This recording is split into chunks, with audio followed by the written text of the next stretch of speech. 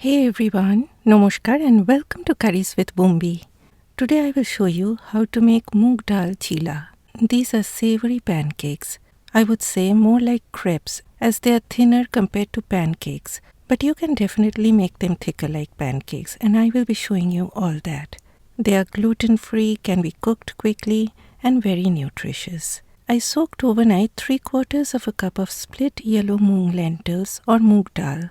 You can soak it just for 2 to 3 hours, but I have observed that long soaking time makes the chillas softer, and at the same time they are easily digested. I also soaked 1/4 of a cup of chana dal, that is Bengal Gram Dal. This makes the chillas crispy, but you can make this using only moong dal or a combination of moong and masoor dal, that is red lentils, or you can use yellow split peas instead of chana dal. Wash the lentils very well before soaking. After soaking, drain and discard all that water, and please do not use that water in which the lentils are soaked because sometimes it may cause digestive problems.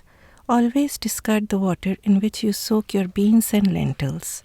Rinse them one more time with fresh water, then transfer them to a blender jar.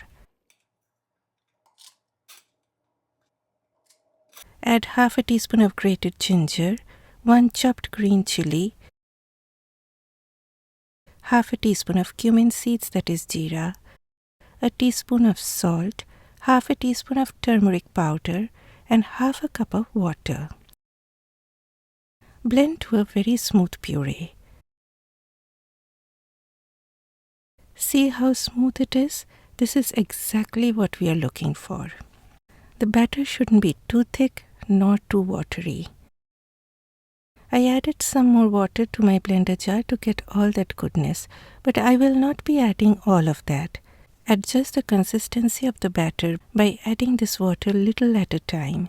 In that way, you will have more control over the batter. Now allow this to rest for about 5 to 10 minutes. In the meantime, we will make a quick stuffing for these chillas.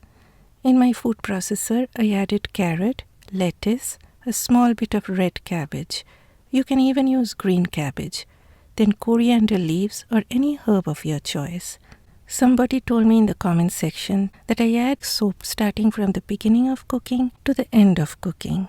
Well, my friend, if you have any concerns regarding any ingredients that I use, please leave it out. But I like adding coriander leaves as they do not smell like soap to me. I can understand that some people are really sensitive to the smell of coriander leaves, but that doesn't mean that you will refer that I am adding soap to my cooking. Okay, back to chillas. If you do not have a food processor, chop them very fine or use a grater.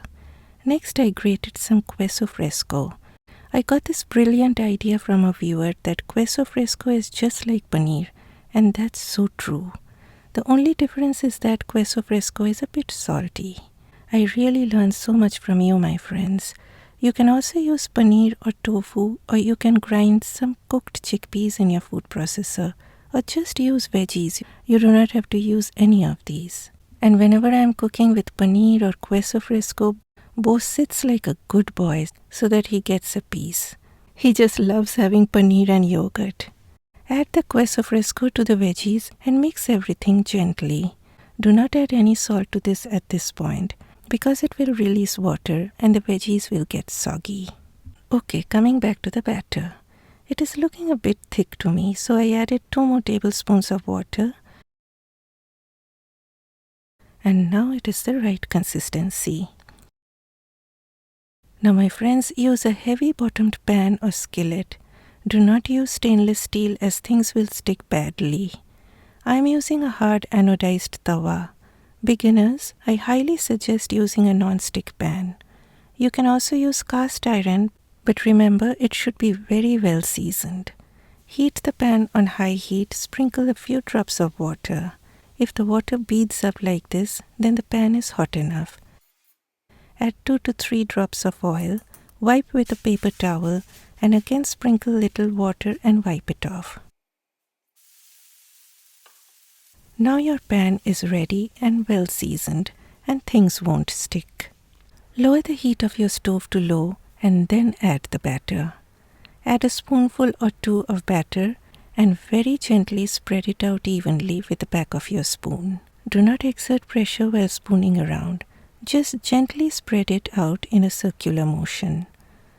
Now you can increase the heat of your stove between medium to medium-low. Add little oil around the sides and on top, and wait patiently. Please do not fight with the chilla to take it off the pan. You will soon see that the chilla is releasing by itself from the surface of the pan. At that point, flip it. Again, my friend, do not try to scrape it off. If you feel it is sticking, give it some more time, and patience is key here. After flipping, fry on that side for a few more seconds and flip again. Add some of that filling.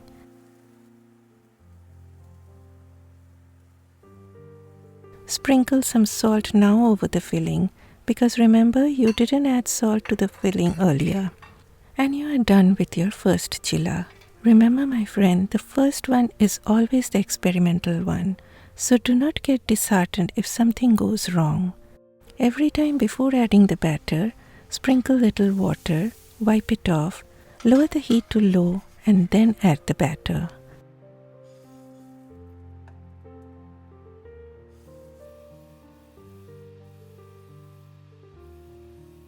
I will show you another way how you can add the filling. Immediately after adding the batter, add the filling all over when the batter is still raw. Press on the filling with the back of a spatula and not with fingers how I am showing. I have iron fingers and I should have shown using a spatula, but I totally forgot about that. Sprinkle some salt over the filling, add some oil around the sides and over the chilla, and cook on medium to low heat. From one corner, slowly try to lift one end, and if you see it releasing by itself, it is time to flip.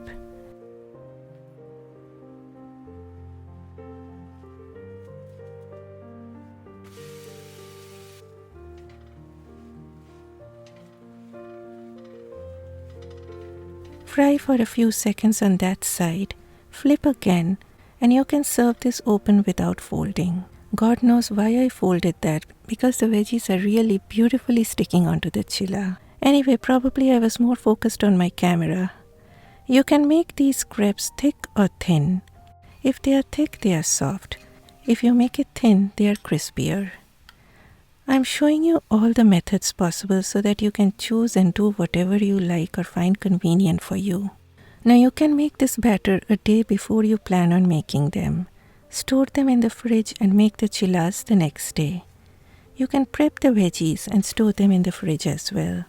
I'm giving you all these tips in case you feel this to be too hectic to make all at once. As I always say, I'm here just to give you ideas.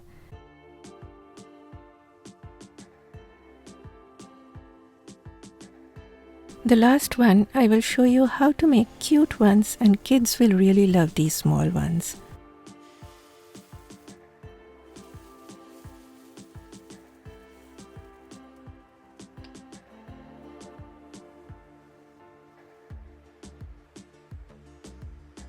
Don't they look adorable? If you serve this right off the stove, they are crispy on the outside and soft inside.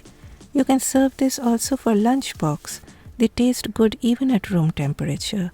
Serve it with any sauce of your choice or ketchup, or you can also serve it with green chutney.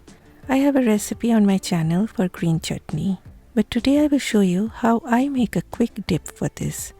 In my blender, I added 1/4 of a cup of plain unflavored yogurt. Then goes half of an avocado. You can happily use one whole avocado. It's that I am left with only this half of an avocado today. Then this is pesto that I buy from Costco and I freeze it. You do not have to add pesto. You can add any fresh greens or fresh coriander leaves, parsley, basil, but include a clove of garlic. I added salt to taste, a little bit of crushed black pepper, 1/4 of a cup of chilled water, and blend to a smooth puree. What you get is this beautiful dip that you can store in the fridge for 2 days. So hope you will try this recipe and send me your feedback. And my friends, please show your support for this channel by clicking that like button, hype this video and leave a comment for me. Bye bye.